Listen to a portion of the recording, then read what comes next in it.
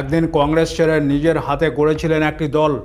রাস্তা থেকে writers, writers থেকে নবান্ন, প্রায় 3 দশকের রাজনৈতিক সংগ্রামের নাম তৃণমূল কংগ্রেস। কিন্তু ইতিহাসের সবচেয়ে নির্মম সত্যটা দেখুন, সেই দলেরই মাত্র 58 জন বিধায়ক ভেঙে গুড়িয়ে দিল বাংলার তথাকথিত সবচেয়ে শক্তিশালী রাজনৈতিক সাম্রাজ্য।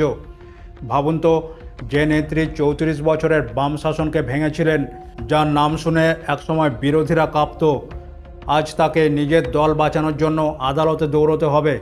তৃণমূল কংগ্রেসের 28 বছরের ইতিহাসে এমন ঘটনা আগে কখনো ঘটেনি। ঋতব্রত বন্দ্যোপাধ্যায়ের নেতৃত্বে 58 জন বিধায়ক স্পিকারের কাছে ইতিমধ্যে নিজেদের সমর্থনের চিঠি জমা দেন এবং নতুন বিধায়ক গোষ্ঠী হিসেবে স্বীকৃতি দাবি করেন। পরে স্পিকার তাদের দাবি গ্রহণ করেন এবং ঋতব্রতকে বিরোধী দলনেতা হিসেবে স্বীকৃতি দেন। কিন্তু রাজনৈতিকভাবে এটি শুধুমাত্র বিদ্রোহ নয়, এটি তৃণমূলের আইনসভার ওপর নিয়ন্ত্রণ নিয়ে সরাসরি চ্যালেঞ্জ। ঠিক যেমনটা ঘটেছিল মহারাষ্ট্রে উদ্ধব ঠাকরের সাথে। তিনি ভেবেছিলেন শিবসেনা পার্টি তার, দলের প্রতীক, এমনকি দলের সংগঠনও তার হাতে। কিন্তু কয়েক মাসের মধ্যে সব বদলে যায়।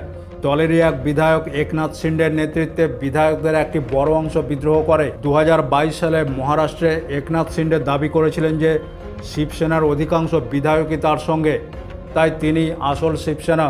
প্রথমে অনেকে বিষয়টিকে সাধারণ বিদ্রোহ ভেবেছিলেন, কিন্তু পরে নির্বাচন কমিশন এবং আইন প্রক্রিয়ার মাধ্যমে শিবসেনার নাম ও প্রতীক চলে যায় শিন্ডে শিবিরের হাতে।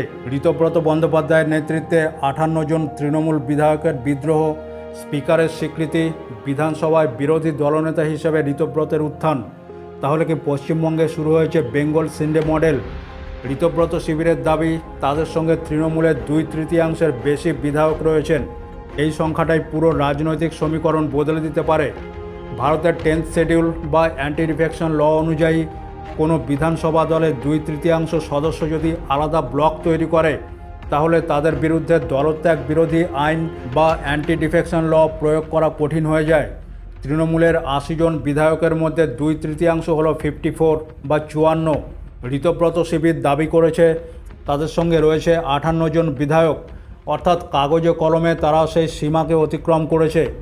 এটাই মমতা বন্দ্যোপাধ্যায়ের জন্য সবচেয়ে বড় উদ্বেগের কারণ। ইতিমধ্যেই তৃণমূল স্পিকারের সিদ্ধান্তের বিরুদ্ধে কলকাতা হাইকোর্টে যাওয়ার প্রস্তুতি নিয়েছে। কারণ তৃণমূলের যুক্তি হলো, ঋতব্রতকে দল থেকে বহিষ্কার করা হয়েছে, তাই তিনি তৃণমূল বিধায়ক দলের নেতা হতে পারেন না। অন্যদিকে স্পিকারের বক্তব্য, দল বহিষ্কারের প্রক্রিয়ায় সাংগঠনিক নিয়ম মানা হয়নি এবং সংখ্যাগরিষ্ঠ সমর্থন থাকা অবস্থায় ঋতব্রতের দাবি আইনগতভাবে গ্রহণযোগ্য।